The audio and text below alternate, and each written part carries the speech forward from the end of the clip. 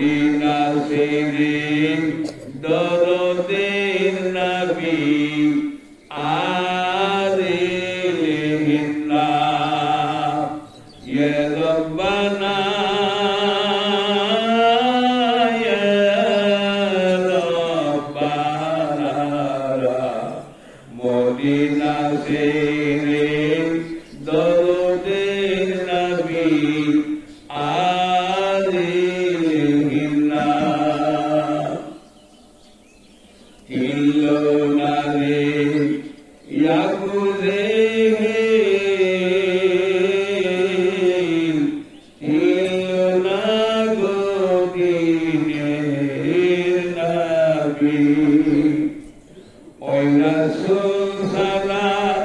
কাল হাসরে পারে লুবাইনা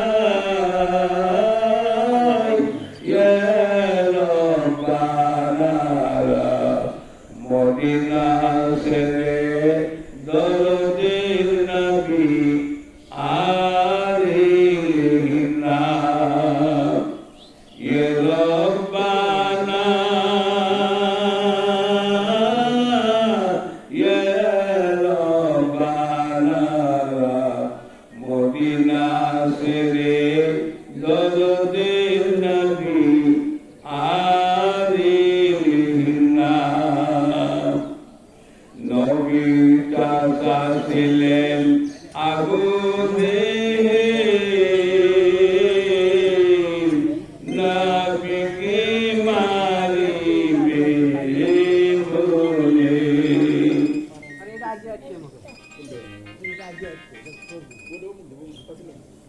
হ্যালো, আসসালামু আলাইকুম। হালিমা ছিলেন আবু জেহেল,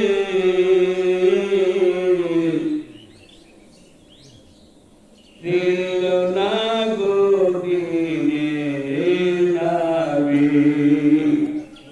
কত শত্রু তাদের করিলেন ধাওয়া,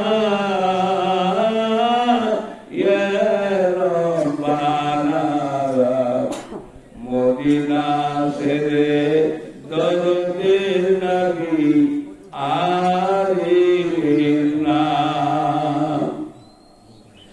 ছিল না রে মক্কাবাসী, ছিল না গো দরদের নবী। আমরা মানুষ হইয়া ওই নবী চিনতে পারলাম না। ইয়া রব্বানা মদিনা ছেড়ে দরদের নবী আর এলেন না। ছিল না রে কায়বাসী, ছিল না গো দরদের নবী। তারে কণ্ঠই পাথর তারা মারল নবীর গায়। ইয়া রব্বানা মদিনা ছেড়ে দরদের নবী আর এলেন না। কাফেরদের অত্যাচারে যাবেন নবী মদিনার দিকে। আল্লাহ জন্মভূমি মায়ায় নবী ঘুরিয়া ঘুরিয়া যায়। ইয়া রব্বানা মদিনা ছেড়ে দরদের নবী আর এলেন না।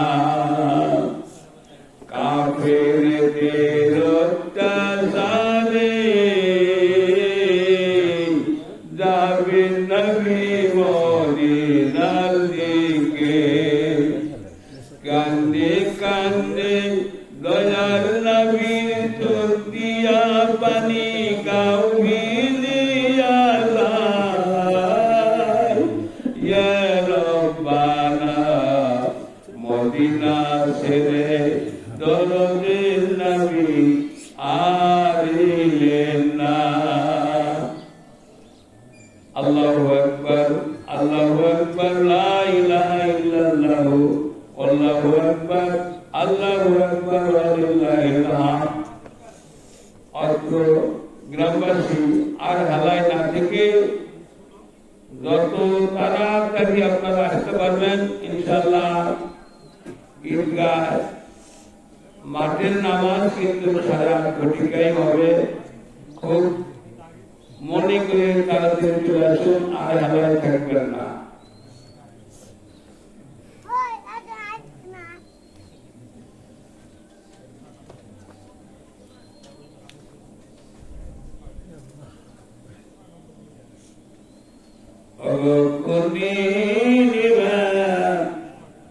ভাঙবে চান্দির বাজার,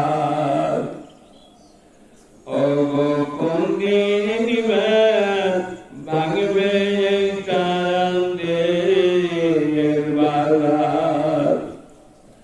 বাবা পূর্বেতে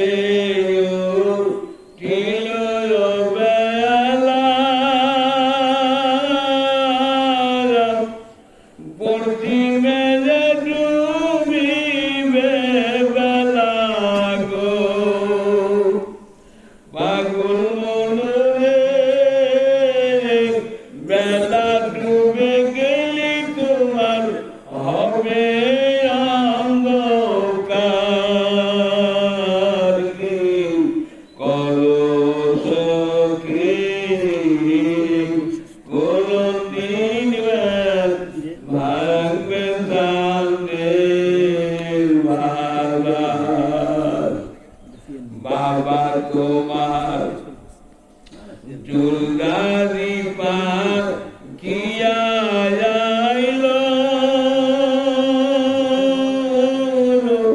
দাঁত ভাড়া গুলি তোমার ছাইরা গেল গো। পাগল মনরে গলার দিন ঘুরাইয়া আইলো ঘরে, কি করো সখী কোন দিন ভাঙবে চাঁদের বাজার। বাবা তোমার নাক থাকিতে নিঃশ্বাস বন্ধ,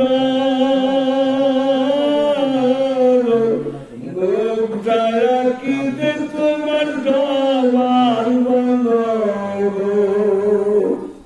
পাগল মনরে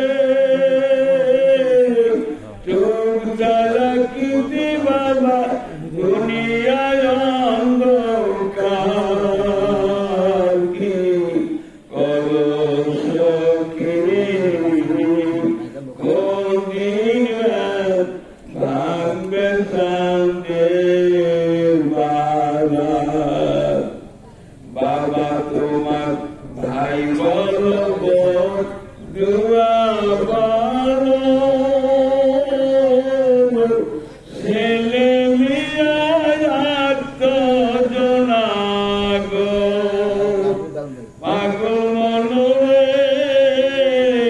গলার দিন ঘুরাইয়া আইলো ঘরে, কি করো সখী কোন দিন ভাঙবে চাঁদের বাজার।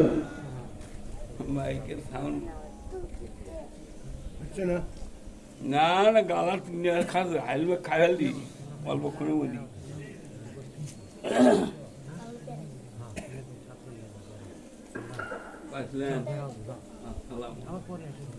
কাজ মতো কাম করলেন, দুই মাইলে কাম করলেন, তাই তো লাগবে আপনার বিয়ের দরকার। ছোট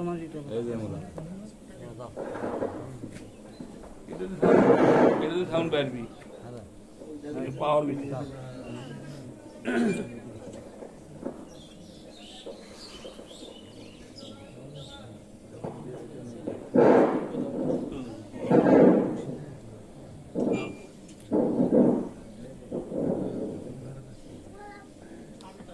না না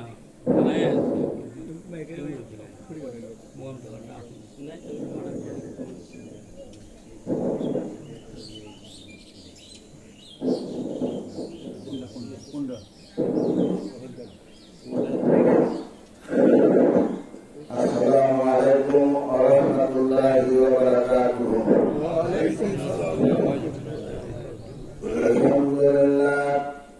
Alhamdulillah nahmaduhu wa nasta'inuhu wa nastaghfiruhu wa nu'minu bihi wa natawakkalu alayhi wa na'udzu billahi min shururi anfusina wa min sayyiati a'malina man yahdihillahu fala mudilla lahu wa man yudlilhu fala hadiya lahu wa nashhadu an la ilaha illallah wahdahu la sharika lahu wa nashhadu anna sayyidina wa habibana wa maulana Muhammadan abduhu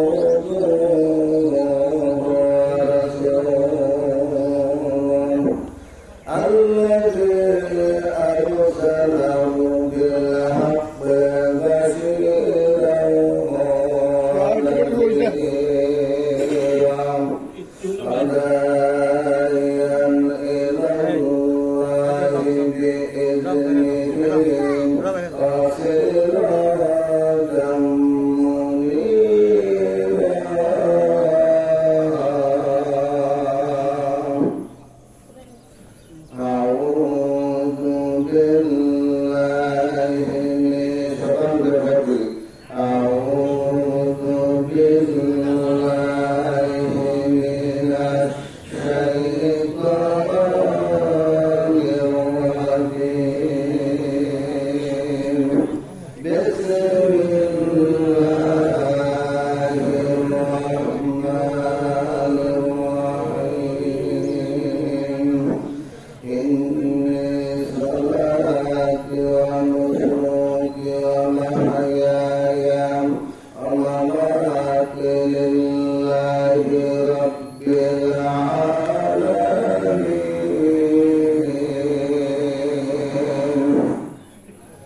قال الله تعالى ليلا الله لموها ولدماؤها ولكن يناله التقوى منكم قال الله تعالى فلما بلغ معه السعي قال يا بني إني أرى في المنام أني أذبحك فانظر ماذا ترى قال يا أبت افعل ما تؤمر ستجدني إن شاء الله من الصابرين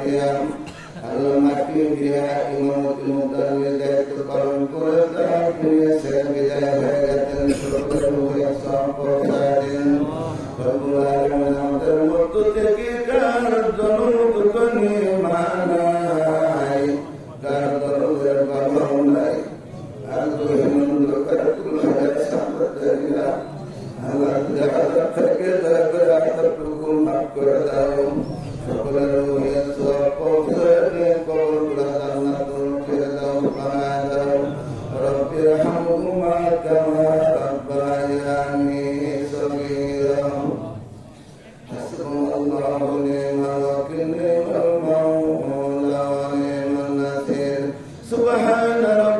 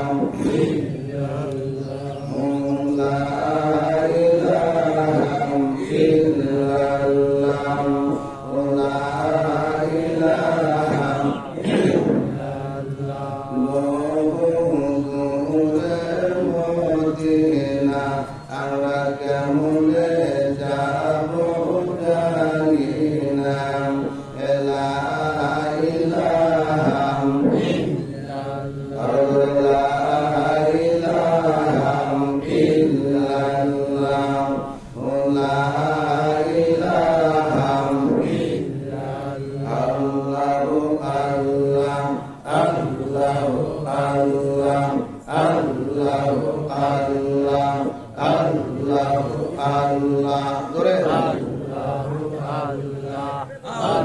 আরো আল্লাহ আল্লাহ মনরিয়া ডাকলে বান্দা দিল ভরিয়া ডাক মনরিয়া ডাকলে বান্দা প্রাণ ভরিয়া ডাক মনরিয়া ডাকলে আমায় গুনা পাবে মায়া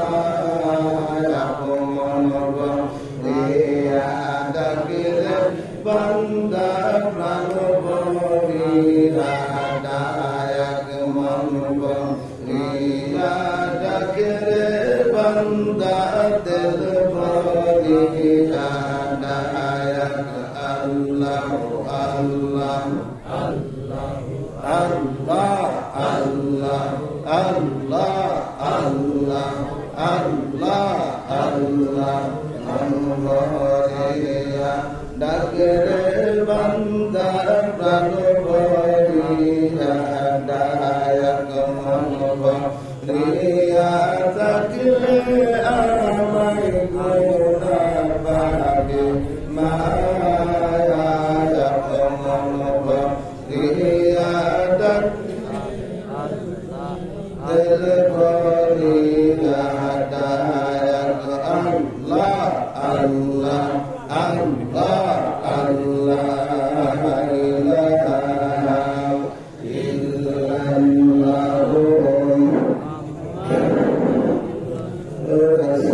রাসূলুল্লাহ সাল্লাল্লাহু আলাইহি ওয়াসাল্লাম।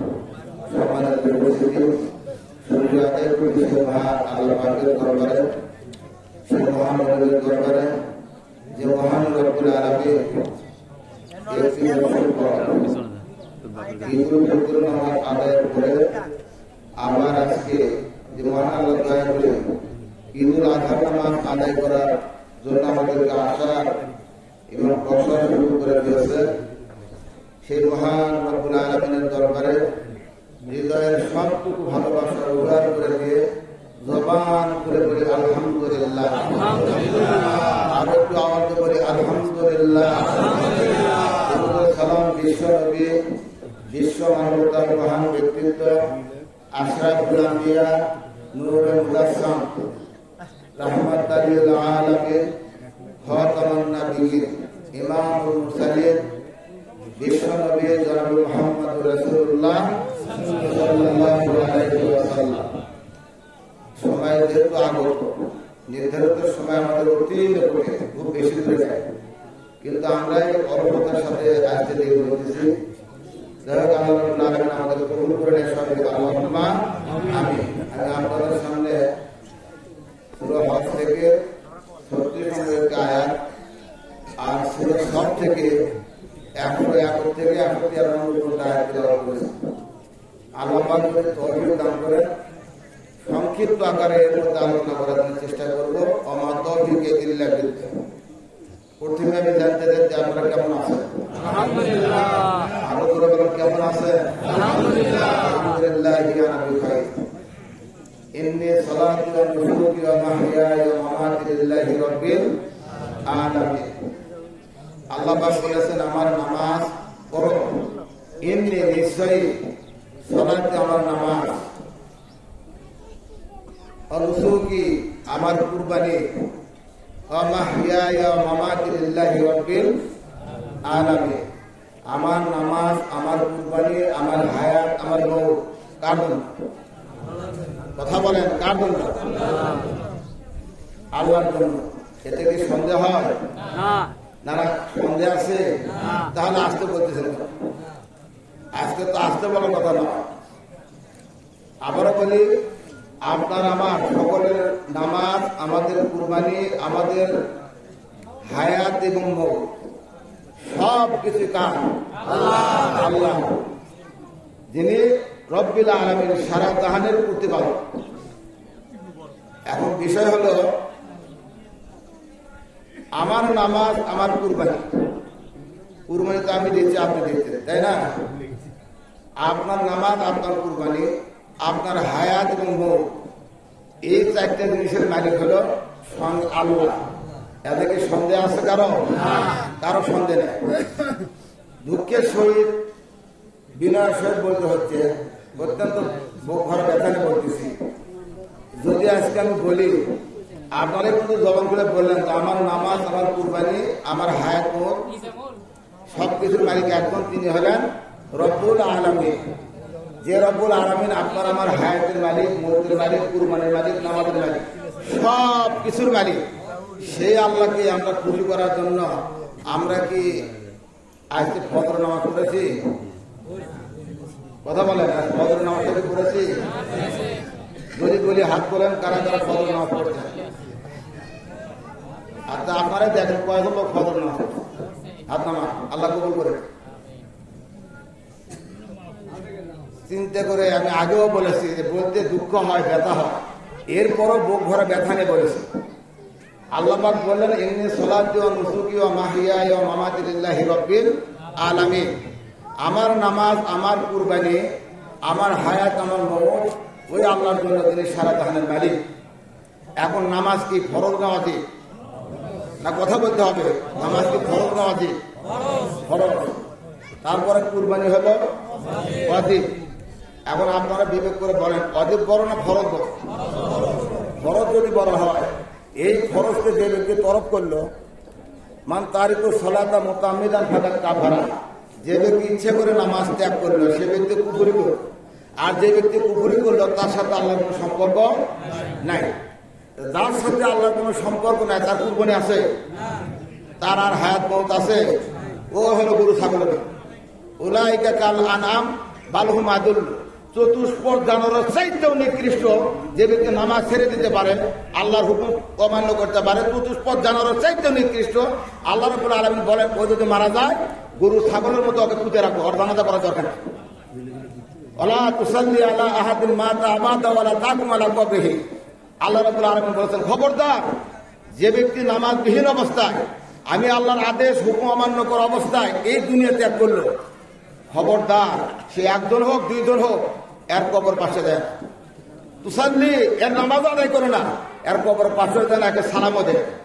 কার কথা? আরো আছে কম? কার কথা? আল্লাহর কথা, আমার কথা না, আল্লাহর কথা বলছে। আল্লাহ পাক নিজে ঘোষণা দিলেন, এর জানাজা তো দূরের কথা, এর কবরের পাশেও দেয় না, একে সালামও দেয়।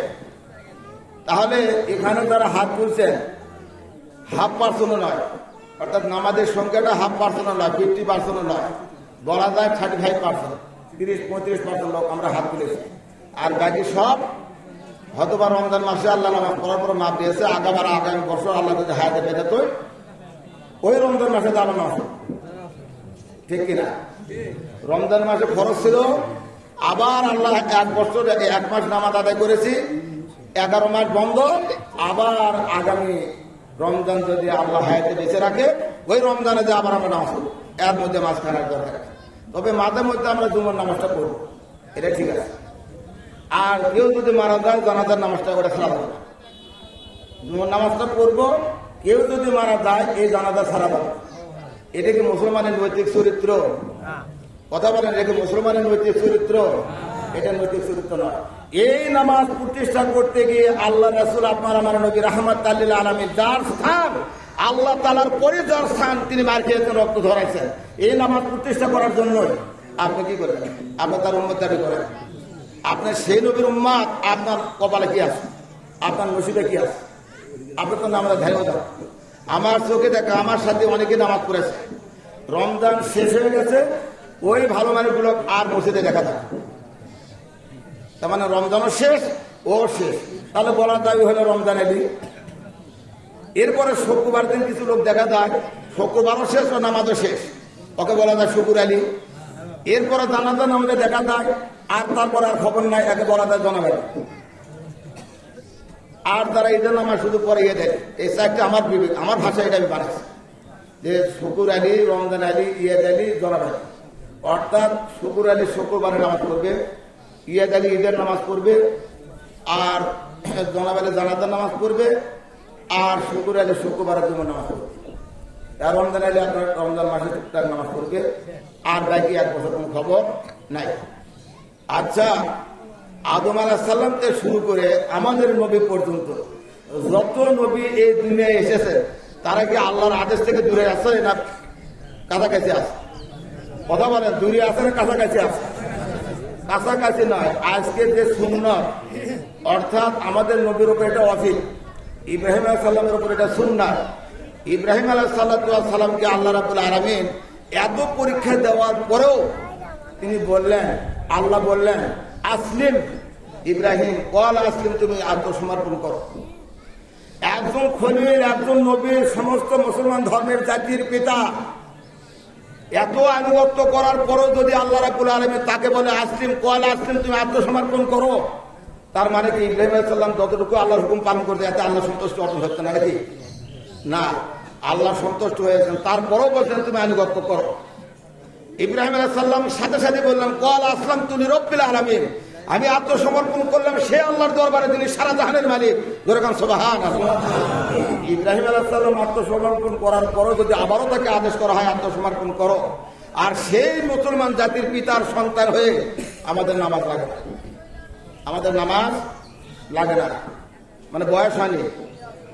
এবার কথা কম লাগে, বয়স হয়নি, বয়সের এখন বাকি আছে, বয়স হয়নি এই জন্য নামাজ পড়ি না, বয়স হলে সময় মতো নামাজ পড়ি।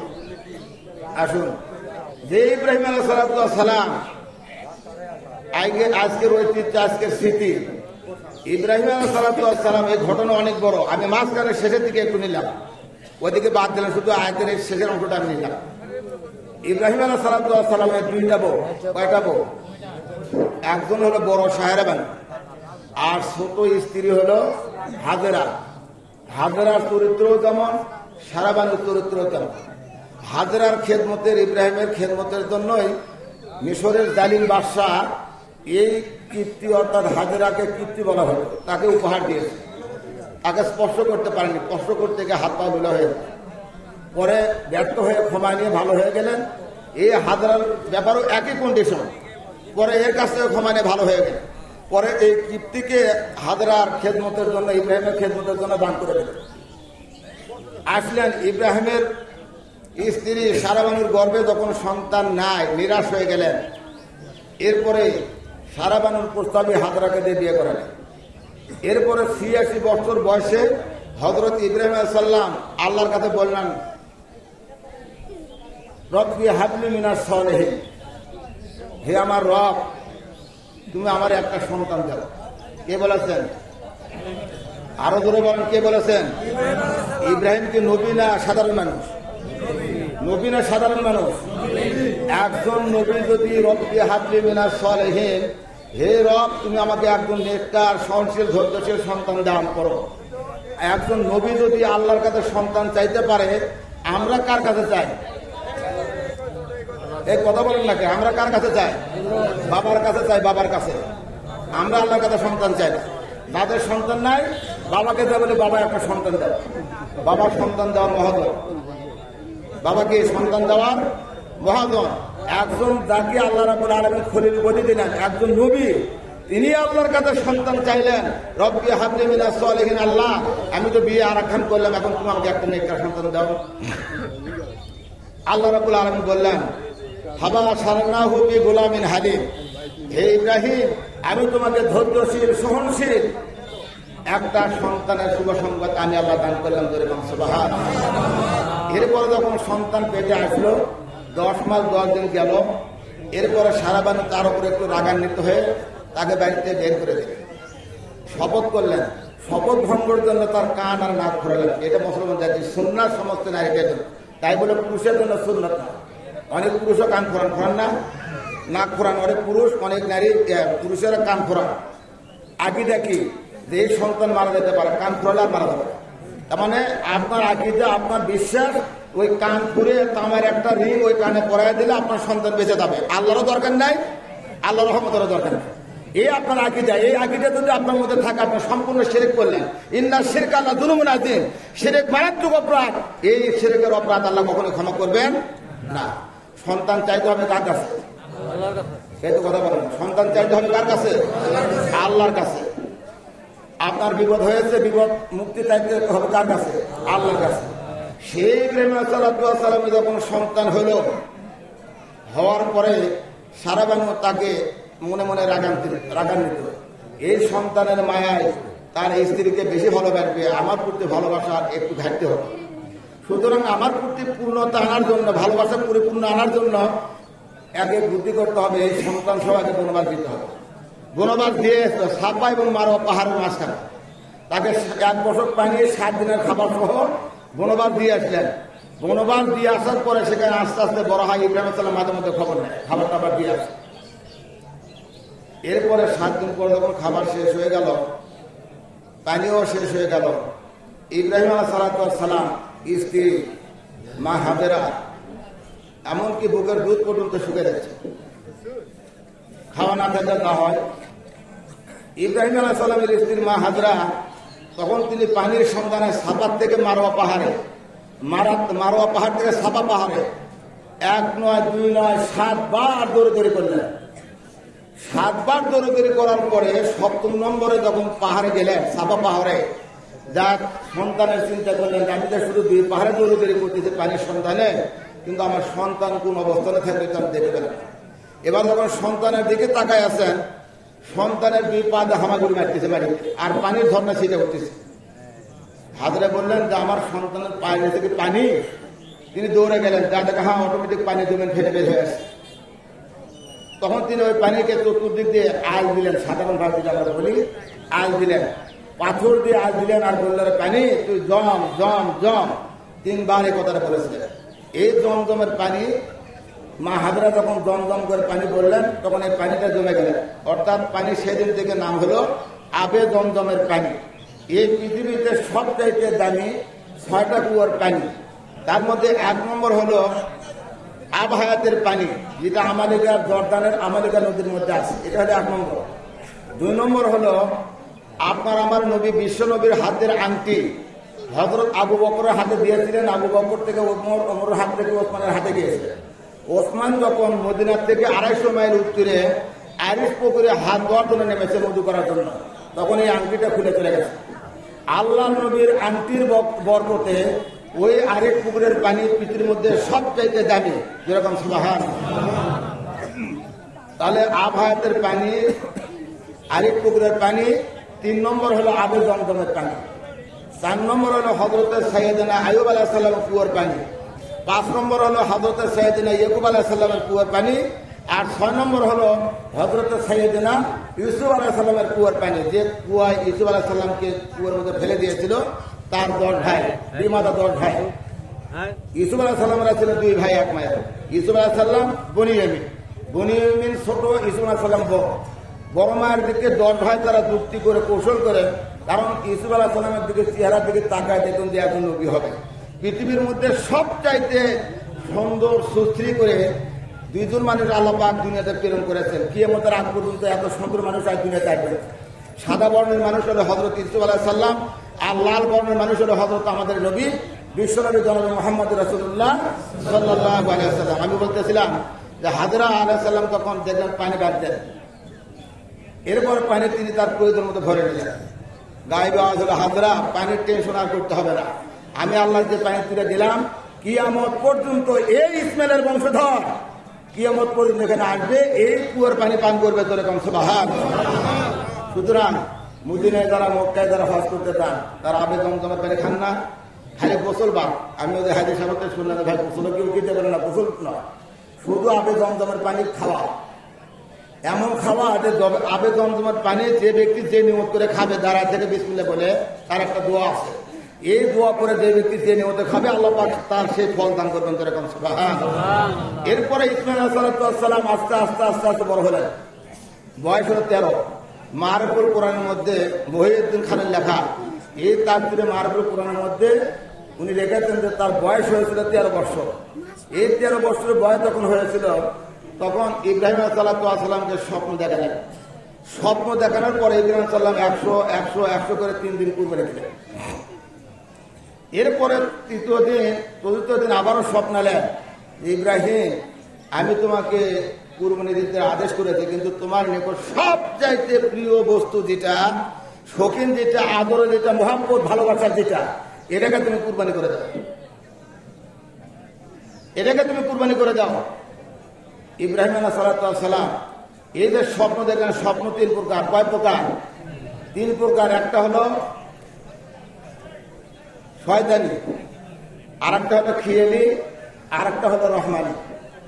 খিয়েলি যেটা আমরা দিনতাম যে কাজ যে পেশায় নিয়োজিত, অনেক সময় রাত্রে যদি খেয়াল করে শুই ওই কাজটাই স্বপ্ন মাধ্যমে হয়ে যায়, হয় কিনা? আর শয়তানি হলো শয়তান আমাকে আপনাকে ধোঁকা দেওয়ার জন্য যে স্বপ্নটা দেখান, এটা শয়তানি স্বপ্ন। আর রহমানের স্বপ্নটা হলো এটা ইমানদার ব্যক্তিদেরকে আল্লাহর পক্ষ থেকে স্বপ্ন দেখানো হয়। এরপরে আল্লাহর নবীর স্বপ্নটাও কি ওহী। যদি আল্লাহ রাব্বুল আলামিন ডাইরেক্ট তাকে ওহীর মাধ্যমে জানাতেন তাহলে ইসমাইল কুরবানি হয়ে যেত, তাহলে আমরাও কুরবানি হয়ে যেতাম। কিন্তু আল্লাহ রাব্বুল আলামিন ওহীর মাধ্যমে না জানায় স্বপ্নের মাধ্যমে জানায় দিলেন যে তুমি তোমার প্রিয় বস্তু কুরবানি করো। ইব্রাহিম আলাইহিস সালাম ইসমাইলকে স্বপ্ন দেখার পরে বলছে, ফালাম্মা বালাগা মাউসা ওয়ালা ইয়া বুনাইয়া ইন্নী আরা ফিল মানাম আন্নী আযবাহুকা, ও আমার প্রিয় পুত্র, আমি স্বপ্ন দেখলাম আন্নী আযবাহুকা, তোমাকে আমি জবাই করতেছি। ফানজুর মাযা তারা, তোমার মতামতকে তোমাকে কিছু সময় অবকাশ দিলাম, তুমি এতে মত না না মত, তুমি ভেবে চিনতে আল্লাহর রাস্তায় এই স্বপ্ন বাস্তব রূপ দিতে তুমি রাজি কি বেরাজি? যেমন বাবা তেমন সন্তান, শুধু বাবার বলতে দেরি হলো, সাথে সাথেই ইসমাইল আলাইহিস সালাম বললেন, ক্বালা ইয়া বুনাইয়া ইন্নী আরা ফিল মানাম, না ক্বালা ইয়া আবাতি পাল মা তুমারু সাতাজিদুনি ইনশাআল্লাহু মিনাস সাবিরিন। ক্বালা ইয়া আবাতি পাল আর মা তুমারু, হে আমার প্রিয় পিতা, আপনাকে যে স্বপ্ন দেখানো হয়েছে এই স্বপ্ন আপনি দেরি করবেন না, ইনশাআল্লাহু মিনাস সাবিরিন, আমি ধৈর্যশীলদের মধ্যে আমাকে পাইবেন। আপনার স্বপ্ন, আপনার এটা ওহী, আল্লাহর পক্ষ থেকে আদেশ, আপনি তাড়াতাড়ি এই কাজটা সেরে ফেলেন। এরপরে সন্তানের যখন অনুমতি পেলেন মায়ের কাছে গেলেন, মাকে যখন বললেন হাজেরাকে, হাজেরা আমি এইরকম স্বপ্ন দেখেছি, তোমার মত কি? হাজেরা বললেন যে স্বামী গো, আমার 10 মাস 10 দিন পেটে রাখা সন্তান, 30 মাস আমি দুধ পান করাইছি, এত কষ্ট করে লালন পালন করাইছি, এই সন্তানকে যদি আমার মাবুদ আমার আল্লাহ যদি কবুল করে থাকেন, কুরবানির আদেশ করে থাকেন, আজকে আমার এই সন্তানকে চিরবিদায় দিতে পারি, কাল কিয়ামতের ময়দানে আল্লাহর সামনে মাথা উঁচু করে তারা বলতে পারবে, রব্বুল আলামিন আমার একমাত্র কলিজার টুকরা সন্তান, তোমার আদেশের সাথে সাথে আমার সন্তানকে আমি কুরবানির জন্য ছেড়ে দিয়ে যেতে পারি। সুবহানাল্লাহ। আল্লাহ রাব্বুল আলামিন খলিল ইব্রাহিম আলাইহিস সালাম তার কাছ থেকে অনুমতি পেলেন। এবার সন্তান তার বাবাকে উপদেশ দিচ্ছে, বাবা আল্লাহ যেহেতু জব করার আদেশ দিয়েছেন, কুরবানি দেওয়ার আদেশ দিয়েছেন, আপনি কিছু রশি নেন, কিছু কাপড় নেন, এরপরে ধারালো একটা তরবারি নেন। ইব্রাহিম সাল্লাম বাবার কিসমত কি কাম? বাবা আমি আমার মায়ের একমাত্র সন্তান, আপনারও একমাত্র সন্তান, আমি যদি স্বাভাবিক অবস্থায় আমাকে জব করেন, জব হওয়ার সময় হয়তো আমি ছটফট করবো, রক্তগুলো ছিটিয়ে আছে আপনার জামা কাপড় মাকে দাও, আর এই রক্ত মাখা জামা কাপড় যদি আমার মা দেখে হয়তো অন্তত পক্ষ অন্তর অনুশোচনা তার যাবে। সুতরাং আপনি কিছু রশি নেন, আমার হাত পা ভালো করে বাঁধ দেন, এরপরে আপনার নজর যখন চোখে চোখে চোখ লাগবে, মায়া জন্মিতে পারে, মায়া যেন আপনার আমার ভেতরে না জন্মে, এজন্য আমার চোখের উপরে একটা কাপড় দেওয়ার জন্য আলাদা একটা কাপড় লাগে। তরবারি যাতে সহজে কাটতে পারে আমার গলা, এরকম আমার তরবারি নিয়ে এলেন, মা নিলেন, বাবা নিলেন, সন্তানের উপদেশে সন্তান নিয়ে তারপর মিনা বাজারে গেলেন। এবার কুরবানির স্থলে গিয়ে কুরবানি করার জন্য তিনি প্রস্তুতি নিলেন। কয়জন? একজন। ফালাম্মা আসলামা ওয়াতাল্লাহা লিল জাবিন, এখানে আসলাম শব্দের অর্থ 1 বছর, আসলামা হলো 2 বছর, অর্থাৎ তাসনিয়া থেকে আসলামা, তারা একজন জব হওয়ার জন্য আর একজন জব করার জন্য দুইজনই আল্লাহর কাছে আত্মসমর্পণ করলেন। একজন জব করবে আর একজন জব হবে, এই আত্মসমর্পণ করলেন। এরপরে যখন ছুরি চালালেন, আল্লাহ রাব্বুল আলামিন বললেন জান্নাত থেকে একটা পিতল তুমি দিয়ে দাও। এই কথাটা আবার কসুলামের মধ্যে আছে, এটা তার থেকে আসে, কসুলামের মধ্যে আছে, আল্লাহ জান্নাত থেকে একটা পিতল দিয়ে দিলেন।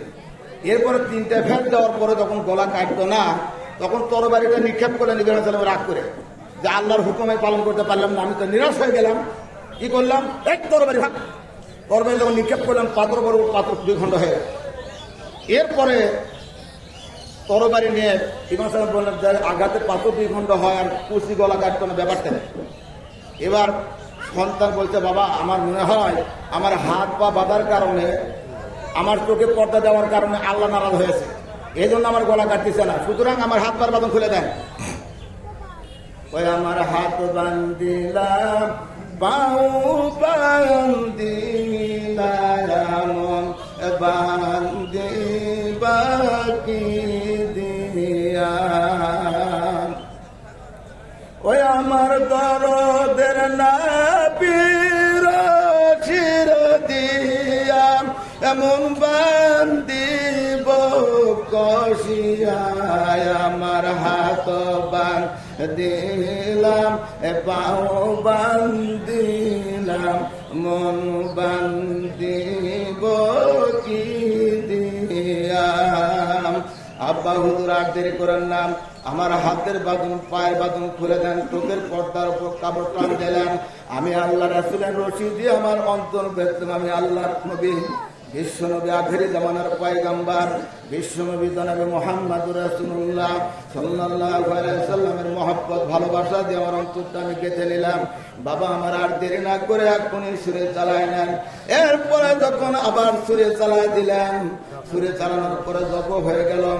ইব্রাহিম আলাইহিস সালামকে আল্লাহ ডাক দিয়ে বললেন, এ জিবরাইল, আর দেরি করে না, 600 পাকা একসঙ্গে ব্যবহার করে হলো আমার জান্নাত থেকে একটা দুম্বা নিয়া ইসমাইলকে সরায় দিয়ে তার নিজে তুমি তারে শোয়ায় দাও, নইলে কিন্তু ইসমাইল কুরবানি হয়ে যাবে। আল্লাহর আকাশ জমিন আর করে গাছ বৃক্ষলতা প্রতিপক্ষে হাহাকার হারিয়েছে, কোন অবস্থা হতে যাচ্ছে। ইব্রাহিম নিজের সন্তানকে কুরবানি দিতে যাচ্ছেন। এবার ইব্রাহিম সাল্লাম যখন দুম্বা জব হয়ে গেল, ইব্রাহিম আলাইহিস সালাম তিনি ভাবলেন আমার সন্তান জব হয়ে গেছে। এই জন্য ইব্রাহিম আলাইহিস সালাম খুশি হয়ে বললেন আল্লাহু আকবার, আল্লাহু আকবার। এবার ইব্রাহিম বললেন লা ইলাহা ইল্লাল্লাহু আল্লাহু আকবার। আর এক পার্শ্ব থেকে ইসমাঈল আলাইহিস সালাম বললেন আল্লাহু আকবার, আল্লাহু আকবার ওয়া লিল্লাহিল হামদ। ইব্রাহিমের কানে যখন ইসলামের আওয়াজ পৌঁছে গেল, ইসমাইলের ধ্বনি মুখের আওয়াজ যখন ইব্রাহিমের কানে পৌঁছে গেল, ইব্রাহিম আলাইহিস সালাম লজ্জিত হলেন, আমার সন্তান তো জব হয় নাই, জীবিত রয়েছে, এটা কি করলাম। যখন ইব্রাহিম আলাইহিস সালাম অনুতপ্ত হয়ে গেলেন, ইব্রাহিম আলাইহিস সালামকে আল্লাহ পাক ডাক দিয়ে বলেন, আদাইনা আইয়া ইব্রাহিম قد صدقت الرؤيا وكذلك نجزي المحسنين। الله أكبر। ইব্রাহিম, আমি তোমার যে স্বপ্ন দেখাইছি, এই স্বপ্ন বাস্তবায়ন হয়েছে, তোমার চিন্তার কোনো কারণ নাই, তুমি ইতস্তত অনুতপ্ত হয়ে না, অনুশোচনা করে না। আমি আল্লাহ রাব্বুল আলামিন তোমাকে শুধু পরীক্ষা করলাম, আর এই পরীক্ষায় তুমি যখন মাথা নত করেছো, আত্মসমর্পণ করেছো, আমি আল্লাহ রাব্বুল আলামিন তোমার কুরবানি কবুল করে নিয়েছি।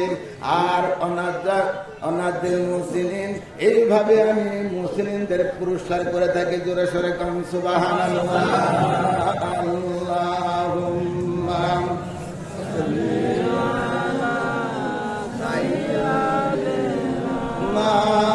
মাওলানা মুহাম্মাদ ওয়া আলা আলিহি।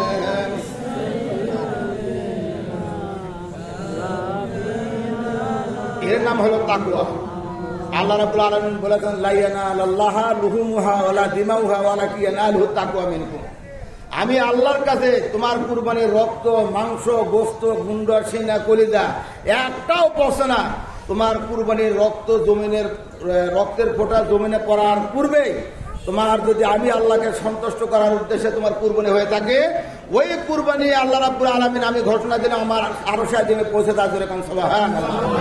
আর আমাদের তাকওয়া, এই তাকওয়া হযরত জাবের রাদিয়াল্লাহু তাআলার মধ্যে যেমন তাকওয়া ছিলেন, আল্লাহ নবীকে দাওয়াত করলেন, দাওয়াতে আল্লাহ নবী আসলেন, সকালবেলা সন্তানকে নিয়ে জব করলেন, খাসি একটা জব করে গোশত তৈরি করে রেখে দিয়ে, বিবির কাছে গোশত সব তৈরি করে রেখে দিয়ে পাকের জন্য রেডি করে দিয়ে তিনি আল্লাহ নবীকে আনতে গেলেন। আল্লাহ নবীকে আনতে গেলেন, আল্লাহ নবী আসতেছেন, আর বড় ভাইকে ছোট ভাই বলছে ভাই আমার খাসি কই, বলে জব হয়ে গেছে। কেমন হয়েছে? প্র্যাকটিক্যাল দেখালেন। প্র্যাকটিক্যাল যখন দেখাতে গেছে সন্তান জবই হয়ে গেছে, তখন মাকে বলছে মা আমার ছোট ভাই জব হয়ে গেছে। মা ওরা কাপড় দিয়ে জড়ায় রেখে ঘরের এক কোণে রেখে দিলেন। বড় ছেলেকে বলতে, বাবা তুই আমার কাছে আয়, তোরা দেখে দেখে আমি তার রান্নাটা শেষ করে দিই। বড় সন্তান ভাবতে আমাকে মারবে। এই মারের ভয়ে তিনি আস্তে আস্তে আস্তে মা আgoয়, ও আgoয়, শেষ পর্যন্ত পাহাড়ের চূড়ায় উঠে লাফ দিলেন। লাফ দেওয়ার পরে পাথরের সঙ্গে মাথা ফেটে, বাড়ি খেয়ে মাথাটা ফেটে সেও মারা গেল। সন্তান কয়টা? দুইটা। মারা গেল কয়টা? আরো আসছে কোন মারা গেল কয়টা? দুটে। দুটো সন্তান যখন মারা গেল, মায়ের স্বাভাবিক অবস্থা কি আর আছে? কথা বলেন, মায়ের অবস্থা কি স্বাভাবিক আর থাকলো? আপনার আমার যদি আজকে এরকম হয়, আমরা তো কুরবানি দেবো না, যে আগে সন্তানকে বাঁচা, কুরবানি থাক কাল দেবো। কথা ঠিক কিনা? আর জাবের রাদিয়াল্লাহু তাআলার স্ত্রী আকাশের দিকে একবার তাকায়, মাটির দিকে একবার তাকায়, সন্তানের দিকে একবার তাকায়। সিদ্ধান্তে আসলেন রব্বুল আলামিন, আমার রব, আমার দুইটা সন্তান, একটা গলা কাটা আর একটা হলো মাথা ফাটা। আমি এখন সন্তানের মায়া করব না, আমি আল্লাহর নবীর মায়া করবো। আমি কোন পথে যাব রাস্তা খুঁজে বের করতে পারলাম না। এইভাবে চিন্তায় দুটানায় রয়েছেন। শেষ পর্যন্ত জাবেরের বিবি আকাশের দিকে মুখ করে বললেন, মাবুদ, আমার বাড়িতে রাহমাতাল লিল আলামিন যার স্থান তোমার পরে, যিনি বিশ্ব নবী শাফায়াতের কান্ডারে আমার বাড়িতে মেহমান হয়ে যাবেন, রব্বুল আলামিন সেই নবীর প্রেমের সাগরে সাঁতার দিলাম, কিন্তু আমার সন্তানের মায়া আমি মা হয়ে আর করবো না। দূরে সরে গান সুবহানাল্লাহ। আমার সন্তানের মায়া ত্যাগ করলাম, নবীর মায়া ছাড়লাম না, নবীর প্রেমের সাগরে সাঁতার দিলাম। আমার আল্লাহ ডাকতে বললেন, জাবেরের বিবি, তুই যেমন তোমার কলিজার টুকরা সন্তানের মায়া ত্যাগ করে আমার নবীর প্রেমের সাগরে সাঁতার দিয়া তুমি যেমন আমার নবীর মহব্বতের সন্তানের মায়া ত্যাগ করলাম, আমি আল্লাহ ঘোষণা দিলাম তোমার ওই দুইটা সন্তান আমি আল্লাহ আর নেব না। করে সরে কাম সুবহানাল্লাহ। দয়ালো নবী প্রেমের ছবি, ধরে দয়ালো নবী প্রেমের ছবি আর না জগতে, ধরে দয়ালো নবী প্রেমের ছবি। এত মানুষ যদি একটু বলা হয়, আওয়াজটা তো আরো বদল, আর অন্তরে এত কৃপণতা যে আল্লাহর নাম উচ্চারণ করতেও বিরক্ত লেগেছে। এর আগে প্রথমে বললেন আমার হায়াত, আমার মত, আমার নামাজ, আমার কুরবানি আল্লাহ। সেই আল্লাহর কথা বলতে যদি কথা আওয়াজ না বের হয়, এখন ঝগড়া লেগে তো আওয়াজ বড় বড় হয়। চাষতলে বসে তো ঘন্টার পর ঘন্টা আওয়াজ বড় বড় কথা হয়। আর আল্লাহর জায়গায় এসে আল্লাহকে রাজি খুশি করার বসে মুখ দিয়ে আওয়াজ বের হয়। এর চাইতে কৃপণ আর কি হতে পারে? আল বাকিল আদিউল্লাহ, ওই তো আল্লাহর বেশি শত্রু যে ব্যক্তি আল্লাহর নাম উচ্চারণ করতে কৃপণতা করে। করুন দয়ালো নবী প্রেমের ছবি আর না জগতে, হাসর দিনে উম্মত বিনে, হাসর দিনে উম্মত বিনে যাবে না নবীজি বেহেশতে। দয়ালো নবী প্রেমের ছবি আর না জগতে। 63 সাল জিন্দেগি কাছে বলে উম্মতি, এখনো কান্দে শুয়ে মদিনাতে। দয়ালো নবী প্রেমের ছবি আর না জগতে। আমার আল্লাহ ঘোষণা দিলাম, জাবেরের বিবি, তুমি যেমন সন্তানের মায়া ত্যাগ করে আমি আল্লাহর মহব্বতে আমার নবীর প্রেমের সাগরে সাঁতার দিলাম, আমি আল্লাহ কথা দিলাম তোমার ওই কলিজার টুকরো গলা কাটা মাথা ফাটা সন্তানকেও আমি আল্লাহ নিলাম না। দূরে সরে কান সুবহানাল্লাহ। এবার আল্লাহর নবী যখন বাড়িতে আসলেন, পাক শাক হয়ে গেল। আল্লাহর নবী বাড়িতে গেটেছে যখন সালাম দিলেন, এবার গেট খুলে যে ঘরের মধ্যে বসে দিবেন, এমন সময় ফেরেশতা জিবরাইল এসে ডাকতে বললেন, আসসালামু আলাইকা ইয়া রাসূলুল্লাহ রব্বানা। ওই জাবেরের ছেলে সারা আপনার খাওয়া চলবে না। দরকান সুবহানাল্লাহ। আমার বাপজিরা, ইসমাঈল আলাইহিস সালাম যখন তার জবানে আল্লাহু আকবার বললেন, ইব্রাহিম আলাইহিস সালাম আশ্চর্য হয়ে গেলেন। ইব্রাহিম আলাইহিস সালামকে আল্লাহ ডাক দিয়ে বললেন, ওয়াদানাদাইনাহু আইয়া ইব্রাহিম, হে ইব্রাহিম, আমি তোমাকে যে আদেশ দিয়েছি আদেশটা তুমি সত্যের রূপ দিয়েছো, তোমার চিন্তার কারণ নাই, তোমার কোনো ভয়ের কারণ নাই, অনুশোচনা করার কোনো কারণ নাই। যাও যাও, আমি আল্লাহ রাব্বুল আলামিন তোমাকে পরীক্ষা করলাম, আজকের পরীক্ষায় তুমি 5 ক্লাস উত্তীর্ণ হয়েছো। জোরে সোরে কান সুবহানাল্লাহ। এর নাম হলো তাকওয়া। সারাদিন গোয়েন্দির করে কারাটা কুটি লাগাবো, আর কাকে ধোকায় ফেলে কাকে মামলায় ফেলে কিছু টাকা সংগ্রহ করবো, এই মন মানসিকতা নিয়ে তাকওয়া নয়। এর নাম তাকওয়া নয়। তাকওয়া তার নাম আল্লাহকে সন্তুষ্ট করতে গিয়ে নিজের জীবনটাকেও আল্লাহ রাস্তায় বিসর্জন দিলে এর নাম হলো তাকওয়া। তাকওয়া এটা নয়। আর সমাজে এমন ফেতনা আছে না, ফেতনা যা হয়েছে আরো হবে, না হওয়ার ফেতনা আরো হওয়ার কারণ হলো আমরা কোরআন থেকে দূরে সরে গেছি।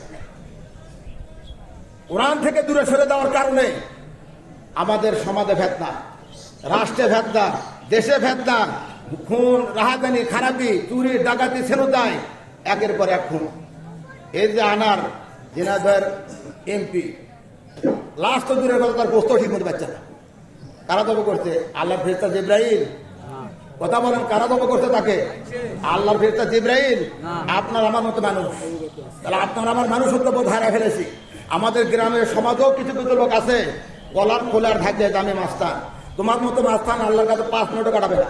একবার পাতলা পায়খানা আল্লাহ যদি দেয়, তোমার মতো মাস্তান পুরো করে ফেলে দিয়েছ। কথা ঠিক না দেখি?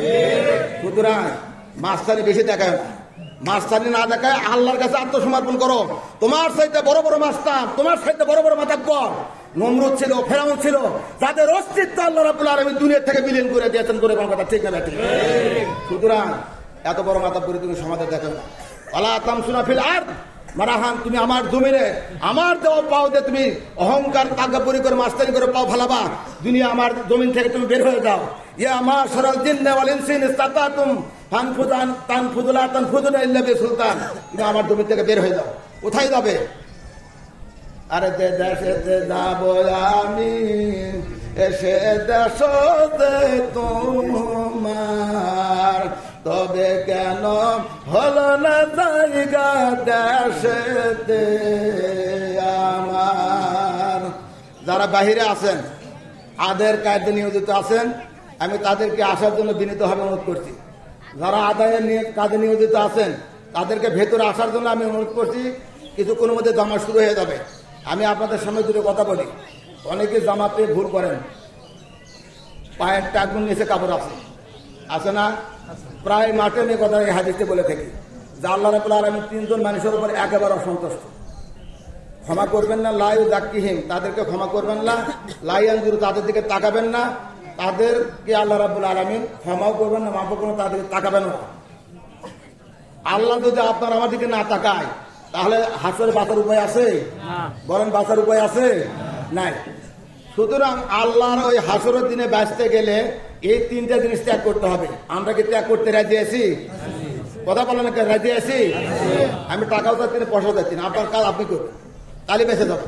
তার 1 নম্বর হলো পায়ের টাকনুর নিচে কাপড় পরিধান করা যাবে না। আমি আজকে আপনাদের কাছে বিনীত অনুরোধ করব, যদি আল্লাহর ভয় আপনার সিনের মধ্যে থাকে, তাহলে হাত উঁচু করে দেখাবেন যে এতদিন আমি ভুল করেছি, আজ থেকে আর পায়ের টাকনুর আছে প্যান্ট পায়জামা অথবা লুঙ্গি আর পরবো। কারা কারা পারবেন একটু হাত উঁচু করে দেখান। আলহামদুলিল্লাহ, আল্লাহ কবুল করে সব, আল্লাহুম্মা আমিন। বেশি লাভের আশায় গুজমজাত করবো না মা। আর 3 নম্বর, এটাই 2 নম্বর, যে খাওয়ানোর পরে কাউকে খোটা দেবো না। আমরা সমাজে কিন্তু অনেকে আছি, খাওয়ানোর পর আবার একটু খোটা দিই, এটা করা যাবে না।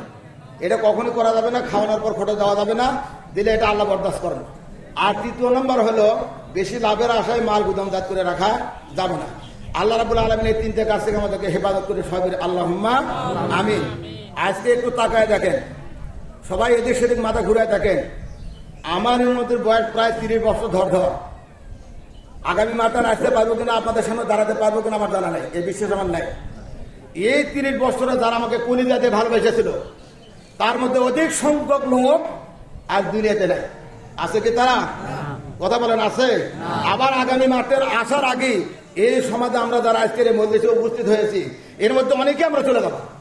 আমাদের অনেকেরই জীবনের শেষ ঈদুল আজহার নামাজ, আমাদের জীবনের অনেকেরই শেষ এই ঈদগাহের ময়দানে আসার নামাজ, এরপর আর আসতে পারবে কিনা জানি না। সুতরাং আমি আপনাদেরকে বিনীতভাবে অনুরোধ করব, পায়ে হাত দিয়ে বলতেছি, আমরা মুসলমান না অমুসলমান? একটু আওয়াজ দিয়ে বলেন, আমরা মুসলমান না অমুসলমান? যদি মুসলমান হই, মুসলমান হিসেবে নামাজ পড়া ফরজ না সুন্নত? আরো জোরে বলেন, ফরজ না সুন্নত? তাহলে আমি আপনাদের পায়ে হাত দিয়ে বলি, নামাজ ছাড়া কবরে, হাসরে, মিজানে, পুলসিরাতে পার হওয়ার একটু অনেক আলেম আছে। একজন আলেমও বলতে পারবে না পার হওয়ার কোনো চিপে গলি আছে, যে চিপে গলিতে টাকা পয়সাতে পার হয়ে যাবে। এরকম কোন গলি আছে? এরকম কোন ফাঁক ফুকর আছে? আপনার হিসাব একরা কাতাবাকা কাভাবে নাফসিকা ইয়মা আলাইকা হাসিবা, আপনার হিসাব আপনাকে পাঠ করতে হবে। আর আল্লাহ বলবেন হিসাবকারী, হিসাব গ্রহণকারী হিসেবে তুমি যথেষ্ট, আমার শোনা লাগবে না। তুমি কি করছো দুনিয়াতে, তোমার কর্মকাণ্ড তুমি দেখো, তুমি পড়ো আর তুমি শোনো, তাহলে সেদিন লজ্জায় পাবো। আল্লাহ বলবেন, আমরা বলবো যেন নামাজ পড়েছি, অত নামাজ পড়িনি। যখন মিথ্যা কথা বলবো যে নামাজ পড়েছি, আল্লাহ তখন চট করে বলবে যে তুমি আজকে নামাজ পড়া লাগবে না, আমাকে শুধু রুকু করে দেখাও। আল্লাহ বলবেন কোমরটা না সোজা হয়ে যা, বুঝলে দুনিয়া নামাজ পড়বি, গাদ্দারি করছে হাসের ময়দান, কোমরটা সোজা হয়ে থাক, কোমর আর হালাতে পারবে না। আল্লাহ বলবে তুমি না বললো নামাজ পড়ি, আমি নামাজ পড়েছি দুনিয়ায়, তা কোমর সোজা করে ব্যয় করবে, কারণ ওই আল্লাহ ভুল হয়ে গেছে। সুতরাং নামাজ ছাড়া আপনার আমার বাঁচার কোনো কায়দা নাই। সুতরাং আমি সকলকে বিনীতভাবে অনুরোধ করবো, আমরা কি নামাজ পড়তে রাজি ইনশাল্লাহ? কারা কারা রাজি একটু হাত তুলে দেখা। যাক, আল্লাহ রাব্বুল আলামিন আমাদের সকলকে কবুল করে নেন, সাহেব আল্লাহুম্মা আমিন। কাতার সোজা করে নেব, পায়ের টাকুর উপর থেকে কাপড় উঠে, নিচে কাপড় উঠে নেব, আর একটু বসেন। এভাবে প্রথম তাকবীর দিয়ে আল্লাহু আকবার বলে হাত বাঁধবো, সানা তাও তাসমি আউযুবিল্লাহি বিসমিল্লাহ পড়বো। এরপরে আল্লাহু আকবার, এই বুড়ি লোক কান সাথে লাগবে, হাত ছেড়ে দিবেন, আবার আল্লাহু আকবার, হাত ছেড়ে দিবেন, আবার তৃতীয়বার আল্লাহু আকবার বলে হাত বাঁধবেন। প্রথম কিন্তু তাকবীরের আগে হয়ে গেছে, সেটা সানা বাঁধলাম। এরপরে ইমামের যথারীতি অনুসরণ করবেন। এরপরে দ্বিতীয় রাকাতে রুকুতে যাওয়ার আগে তিনবার আল্লাহু আকবার, আল্লাহু আকবার, আল্লাহু আকবার, তারপর আল্লাহু আকবার হাত দেবেন, হাত বাঁধা যাবে। এরপরে পায়ের গোড়ায় যে ফাঁকটা রাখবেন, সামনে দুই বুড়ো লোকের মাঝখানে একই ফাঁকি রাখবেন, পাটা যেন সোজা কেবলা দিকে হয়। আল্লাহ রাব্বুল আলামিন আপনাকে আমাকে কবুল করে নেন, সাহেব আল্লাহুম্মা আমিন। এখন কথা সোজা করে নেন।